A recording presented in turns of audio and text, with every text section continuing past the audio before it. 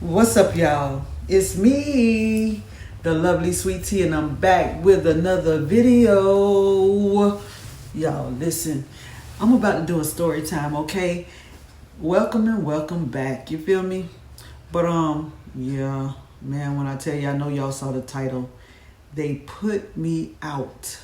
When I tell y'all this is fresh, this has just happened, so I had to speak on this, you feel me, and do a video about it, okay? Because let me tell you, and I may look like, and I'm like, just now when you heard me say my intro, I'm back with another video, like I'm happy. Baby, let me tell you, by a long shot, I am not happy. And do I look like I'm homeless? Looks can be deceiving. I had someone to let me come and stay with them for a while, you feel me? And I'm so glad that I did have a person to lean on to let me come and stay with them for a little while, okay? But yeah, let me tell you who put me out. The apartment complex that I was staying in. Low down dirty dogs. But guess what? They didn't evict me, but they was going to get ready to evict me. And honey, all you got to say is that, all you got to do is threaten me. Say no more. Say no more, baby, because I'm about it out, okay? Because, I am not finna, never have, never will, not gonna have it, not gonna have no eviction on my record, okay? Period, okay, Pooh? No ma'am. So, let me tell you, okay, I have been living in this place. It's old rundown.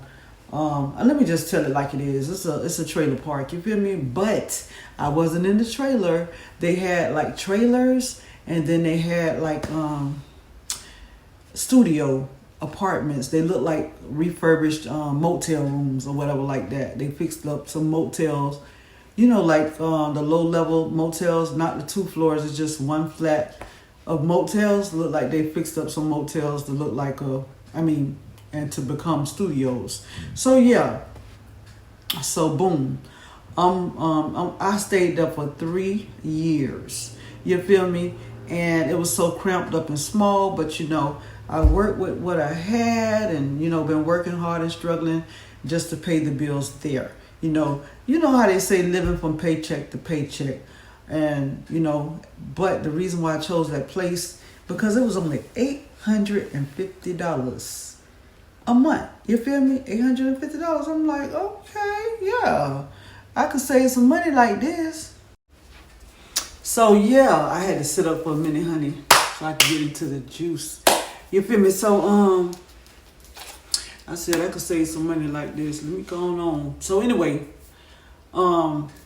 stayed there. Time be flying too, y'all. Don't let time be flying. Before you knew it, there I go. Done been there 3 years. Okay. From day one, when I first moved in, I noticed I was having plumbing issues. I kept getting the toilet stopped up and the kitchen sink stopped up. Several plumbers done been there. Okay, the complex or the trailer park trash mess, what I should say, the way they ran their business, okay, they kept switching out. I don't know what was going on behind the scenes, but every time you turn around, there was a new person in the office to run the place. And it was some old ghetto, wild, ratchet type people running the office.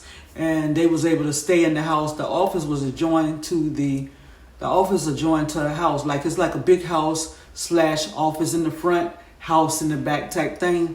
And they had them to stay there to oversee the property and to run, you know, the office and the tenants and all the business at the site. So anyway, honey, they kept changing people, and I could just see the people, the company that those people were keeping after office hours. They would hang outside and have all kinds of people coming over there to their place and all that. They're just acting wild and just arguing with people and neighbors and stuff like that. But anyway, they handle business in the daytime in the office part of it. And I had to make several calls. And got some plumbers out there. So plumbers was telling me what the problem was. They'll temporarily fix it, but they say somebody needed to go on top of the roof to really, really get down to the nitty gritty of the problem. You feel me? But they said the roof was so steep, like a slope, and they would slide and fall off of it if they got up there. You feel me? So I never really got it fixed. And so, the right way. So here recently, time went by, the little makeshift, the plumbers, they makeshift and did what they had to do and got it back to running. Okay, so this time around, I had a major stop up. And the lady, like I told you, they were switching out managers, getting all kind of ghetto people. But they were like not black, but like mixed with something, but talk black, act black, them types. And this lady, she came out and had, they go the cheap way too. She had some man that live out there in the trailer park to come into my place with her. Oh, he licking and all that. You could just see the look in his eyes. And he came on in the bathroom and he do his little look and call himself diagnosing what the problem was and don't know what the heck he talking about. You feel me? So she go with that. Oh, she just think he know what he talking about, baby, and all that there. So she just go for what he talking about. So, okay, one thing led to another. Ended up getting a real plumber, I guess. That's what she said. I was at work. I let her go in my house while I was at work. That plumber there said the problem is so bad that you might have to end up tearing down the walls to really fix the whole situation. You feel me? So she went for that. And then here she come at me. So yeah, when he said that, child, she took it and ran with it. She told her manager, the higher upper person, about what he said. And honey, it was all charade, as they say. She came back telling me how the lady said I might have to move out so they can tear down the walls and fix it.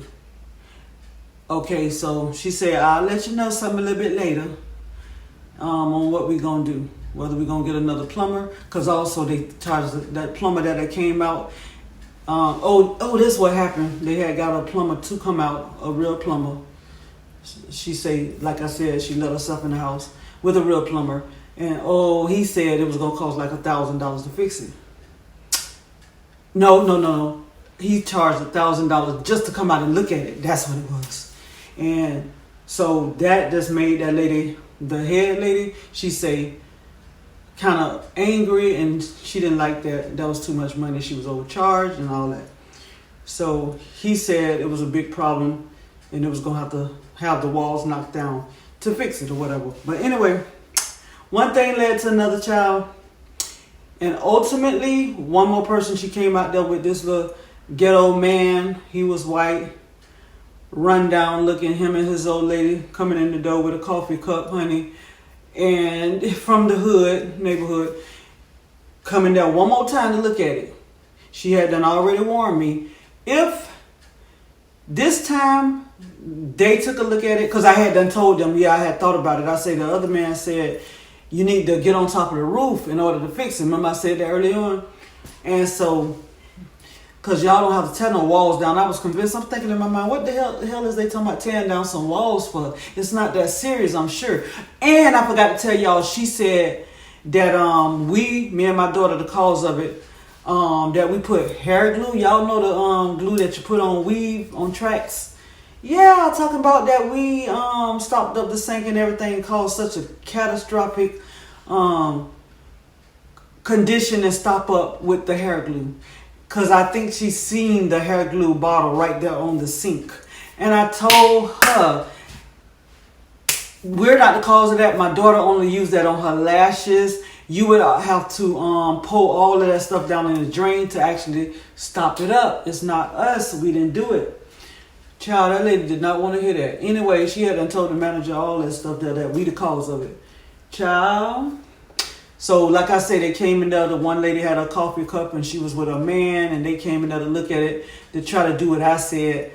Well, first take pictures and look. They was up under my sink looking and flashlighting and looking, and he ain't do nothing. I say, excuse me, because I was working from home too. I was like, in between calls, I paused and I was like, excuse me, is he gonna go on top of the roof and take a look? She said, yeah. She didn't like me answering that. Asking that. She walked up to me and say, yeah, he gonna see about it. He gonna see about it. So I was busy on the phone calls and stuff, and they was getting ready to walk out the house. So I got off the phone real quick and say, "Excuse me, Mr. Plumber Man." I was like, "You are you gonna go on top of the roof?" And he didn't say nothing. She ran up on me like she was like, "Shut your mouth! Don't be talking to him." I could tell the expression in her face. She looked at me so funny and say, "He said he already did. There's nothing he can do. It's a serious problem. It's serious. I'm just gonna let my manager know." So they went on out the house, child, and she said we'll be back in church. But I could see them go around the back and stand up there and just gossip with each other. I'm looking out of my living room window. No, not out my living room. I'm sitting from the angle I was sitting in. I was able to see out of my kitchen window, which is a view for the backyard, and I could see them standing out there just gossiping and looking and laughing and talking and stuff like that. And I could see he was not trying to do nothing about going on top of no roof. And I already knew in my mind, they said, if this man can't do nothing, I'm finna get put up out of here. You feel me? And she said also they had an option for me to move into one female was finna get evicted. And y'all, that female was off the chain. When I tell you, this female here was like, she was not paying her rent at all. They didn't put her out right away. You feel me? She was not paying her rent. She was like 3 or 4 months behind on rent. And they were trying to serve her with papers, but she never signed them or whatnot. But they tricked me. What they did was lock me out of my portal. After they told me what they said, I noticed when it was time to pay my rent, I was locked out of my portal. I could not pay my rent. And they came with the mess when I tell you. Then here come the lady. I said, no. I saw her come through because she stayed on the property. I was like, I noticed I've been locked out of my portal. I'm trying to pay the rent. Oh, let me tell you about that. She said, the manager said that you're going to have to leave. You feel me? I was like, what? She was like, yeah, you're going to have to leave because they need to knock out the walls and all this stuff. And they had done tricked me one day. A postman knocked on the door because anyway, I was late with my rent. This is how they got me. I always had been late with my rent, like on the 10th. But the rent be due by the 5th, but I was always paying it by the 10th because based on the way that I get paid on my job. So y'all, hold on. So y'all, when I tell you, they had done, went on and put a lock on my portal. Like I was saying, I couldn't pay the rent.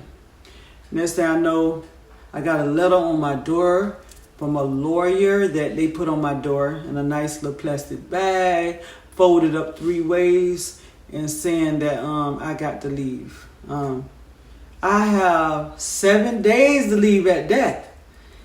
I said, look at these people done went and got a lawyer and telling me I got to go over a plumbing issue. I was so upset. I cried. My daughter was tripping. She cried. She 14. She cried. We was upset when I tell you. We didn't want to go. We didn't have no place to go or nothing like that. But baby, since they had done not accepted my rent, I had done saved my rent money anyway. I had done went and signed up for an apartment. And y'all, I got approved.